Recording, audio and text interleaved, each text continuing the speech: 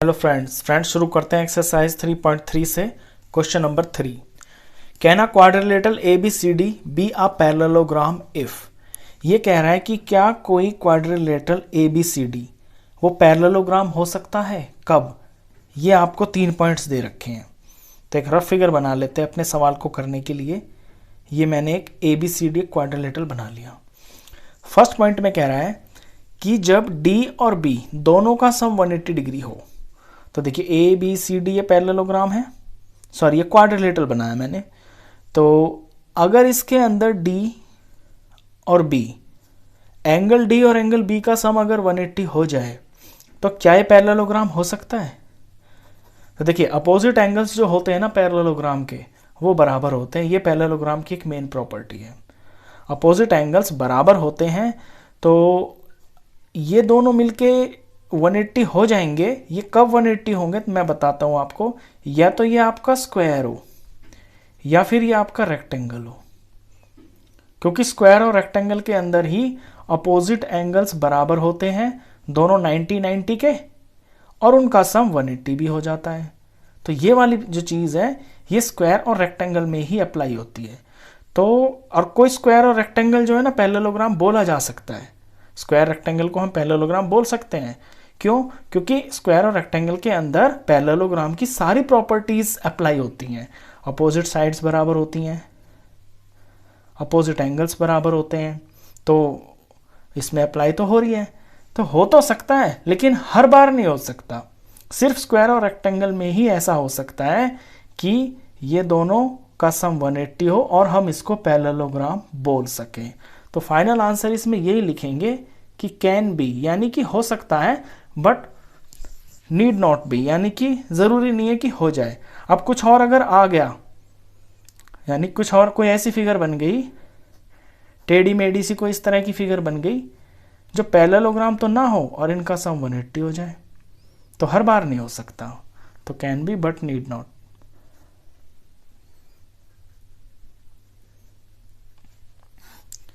Second point, A B is equal to D C is equal to 8 centimetre. कहता है A B side और D C side दोनों बराबर हैं। कितने कितने की? 8 सेंटीमीटर और 8 सेंटीमीटर की। और ए डी 4 सेंटीमीटर है, ये लीजिए ये 4 हो गया। और बी सी 4.4 है, ये 4.4 हो गया। तो क्या ऐसी फिगर जो होगी जिसमें ये और ये साइड 8 की होंगी, ये 4 और 4.4 की होगी, क्या इसको हम पैरेललोग्राम बोल सकते हैं? बिल्कुल भी नहीं बोल सकते, क्योंकि पैरेललोग्राम में जो दोनों पेयर होते हैं ना अपोजिट साइड्स के, ये आपस में बराबर होते हैं। जैसे ये 8 और 8 है ना, ऐसे ये भी सेम सेम होनी चाहिए थी, लेकिन ये तो सेम नहीं है। तो इसका आंसर होगा no. No because opposite sides of a parallelogram are equal. Equal होती हैं, लेकिन यहाँ पे क्या हो रहा है, यहाँ पे ये हो रहा है कि ए डी बी सी के पैरेलल है लेकिन बराबर नहीं है। But here A D is not is equal to B C. Third point पे आते हैं। Angle A is equal to 70 degree. Angle A तो 70 डिग्री का है और angle C is equal to 65 degree. तो किसी क्वाड्रिलेटरल में आमने सामने के ये एंगल 70 और 65 के हों और हम उसको पैरेललोग्राम बोल सकते हैं? बिल्कुल नहीं बोल सकते, क्योंकि पैरेललोग्राम के अपोजिट एंगल्स का जो मेजर होता है ना वो सेम होता है। और यहाँ पे तो ये अपोजिट एंगल्स हैं लेकिन ये सेम तो नहीं है, तो इसका आंसर भी नो होगा। तो नो, रीजन यही लिखेंगे बिकॉज अपोजिट, ये एंगल्स का निशान है, opposite angles of a parallelogram are equal होते हैं, but here angle A is not is equal to angle C। यहाँ एंगल ए सी आपस में बराबर नहीं है। क्वेश्चन नंबर 4 देखते हैं। ड्रॉ अ रफ फिगर, एक रफ फिगर बनाइए ऑफ अ क्वाड्रिलेटरल। एक क्वाड्रिलेटरल की रफ फिगर बनाइए, that is not a parallelogram, वो पैरेललोग्राम नहीं होना चाहिए, but has exactly two opposite angles of equal measure। लेकिन उसके जो opposite angles है ना उनका मेजरमेंट बराबर होना चाहिए। एक ऐसा क्वाड्रिलेटरल बनाए जो पैरेललोग्राम तो ना हो लेकिन अपोजिट एंगल्स उसके बराबर हो, तो ऐसी फिगर ना काइट की होती है। देखिए काइट बोलते हैं इसको, मैंने अपने लास्ट वीडियो में ये बताया है आपको टाइप्स ऑफ क्वाड्रिलेटरल में।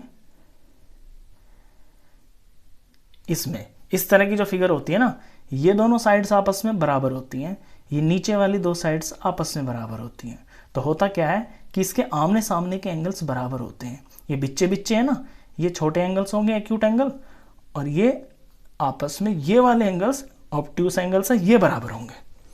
तो काइट होती है ये। तो काइट एक ऐसा क्वाड्रिलेटरल होता है जो पैरेललोग्राम तो नहीं होता है लेकिन उसके अपोजिट एंगल्स बराबर होते हैं।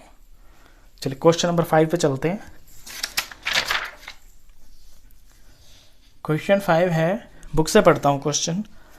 The measure of two adjacent angles of a parallelogram are in the ratio 3:2। कोई पैरेललोग्राम है, फॉर एग्जांपल ये पैरेललोग्राम है ABCD, इसके जो एडजेसेंट एंगल्स हैं उनका रेशियो दिया हुआ है 3:2। मैंने ये ले लिया, ये 3 पार्ट है और ये 2 पार्ट है। जब रेशियो दिया होता है ना तो उसमें x लगा लेते हैं, यानी ये 3 हिस्से के बराबर है, ये 2 हिस्से के बराबर है। रेशियो का यही मतलब होता है। तो find the measure of each of the angles of a parallelogram. तो इस पैरेललोग्राम के सारे एंगल्स बताइए आप कितने कितने डिग्री के होंगे। देखिए पहले तो एक फिगर बना लीजिए पैरेललोग्राम की, उसका नाम रख लीजिए। और मैंने यहाँ पे इसको 3 क्यों लिया है, क्योंकि ये मेरा एंगल थोड़ा दिखने में बड़ा है, तो मैं इसको बड़ी फिगर बड़ा नंबर लूँगा। ये छोटा है तो ये 2x है, तो इसका आप भी ध्यान रखें।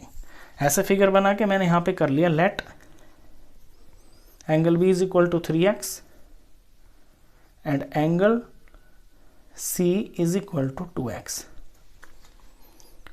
अब अकॉर्डिंग टू रूल ये होता है कि जो एडजेसेंट एंगल्स होते हैं ना उनका सम सप्लीमेंट्री होता है, यानी वो सप्लीमेंट्री होते हैं। तो angle B plus angle C = होगा 180 डिग्री। ये रूल है कि sum of adjacent angles of a parallelogram is 180। एक साथ वाले कोई भी दो एंगल्स उठा लीजिए आप पैरेललोग्राम में, उनका सम 180 ही होगा।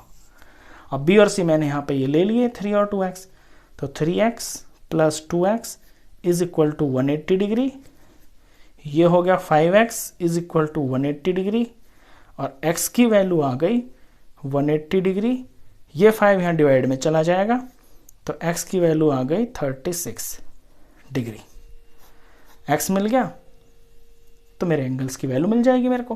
तो एंगल B कितना लिया है 3x, 3 में x का मल्टीप्लाई कर दूंगा यानी कि x की पावर का, जो कि 36 है। 36 किया मैंने, ये आ गया 108 डिग्री। दूसरा एंगल कौन सा है, एंगल C निकाल देते हैं यहाँ पे। एंगल C है 2x, तो 2 में मल्टीप्लाई कर दूंगा x की, यानी कि x की वैल्यू की 36। ये 36 हो गई, 36 2 72 डिग्री। दो एंगल तो निकल गए। अब जो बाकी के दो एंगल हैं वो भी तो इनके बराबर ही होंगे, यानी कि ये जो एंगल A है, एंगल A बराबर होगा एंगल C के। तो एंगल A कितना होगा, C कितना है 72। अब एंगल D बराबर होगा एंगल B के, और एंगल B कितना है, ये रहा एंगल B 108। तो इसके जो सारे एंगल्स हैं ना वो 108 और 72 के हैं। दो 108 के हैं, दो 72 डिग्री के हैं। ठीक है, क्वेश्चन 6 पे आते हैं। क्वेश्चन 6 है, to adjacent angles of a parallelogram have equal major. कोई पैरेललोग्राम है, उसके जो एडजेसेंट एंगल्स है ना वो आपस में बराबर हैं।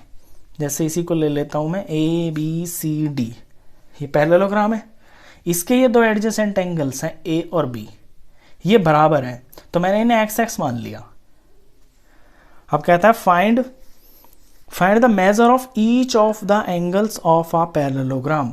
तो इस पैरेललोग्राम के सारे एंगल्स बताइए कितने कितने के होंगे। तो बिल्कुल सेम डिट्टो यही प्रॉपर्टी लगेगी जो ऊपर वाले क्वेश्चन में लगी है। अब यहां पे बराबर है ना, तो मैंने इन्हें x मान लिया दोनों को। तो let angle A and angle B is equal to x. तो अब angle A plus angle B ये तो 180 डिग्री का हो जाएगा, प्रॉपर्टी है ना, sum of adjacent angles of a parallelogram is 180 degree. अब ए और बी का सम 180 है, ये दोनों हैं भी बराबर, तो x plus x is equal to 180 degree. तो 2x is equal to 180 degree. तो एक x कितना हो जाएगा, 180 की डिवाइड हो जाएगी इस 2 से, तो x की वैल्यू आ गई 90 डिग्री। तो x आया 90, तो ये 90 का हो गया, तो ये भी 90 का हो गया। और अपोजिट एंगल्स बराबर होते हैं, तो जितना अगर ये 90 है तो ये भी 90 हो गया, ये 90 है तो ये भी 90 हो गया। तो therefore angle A is equal to 90 degree, angle B is equal to 90 degree, angle C is equal to 90 degree, angle D is equal to 90 degree. Final answer अगर हम ऐसे लिखें तो ये लिख देंगे कि सारे के सारे जो एंगल्स हैं ना वो राइट एंगल्स हैं। तो each is a right angle, हर एक जो एंगल है वो राइट एंगल ही होगा। तो इस वीडियो में बस इतना ही। नेक्स्ट क्वेश्चंस के लिए मिलते हैं फिर नेक्स्ट वीडियो में, तब तक के लिए गुड बाय।